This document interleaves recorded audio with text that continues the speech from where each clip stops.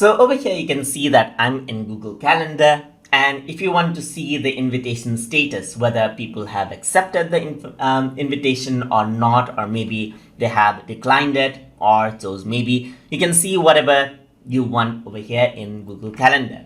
So here I have an event, as you can see, and if I were to click on this, now you can see that this is what you have. So this is me. I have selected maybe, and here you can see that there's a question mark over here, just like this. If I were to select no, then what happens is that there's a cross in front of me. Similarly, there's the another invitee right here, and what is shown right here is that there is nothing. So the invitee has not responded. That is how we can know about it. And the organizer itself, you can see that the event owner is coming to the event, and we can see it through the tick mark right here. So depending on what you do, like if you were to say yes, then you can see that there's a tick mark right here.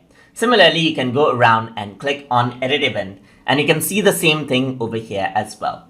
And that is how you can see event status in events inside of Google Calendar.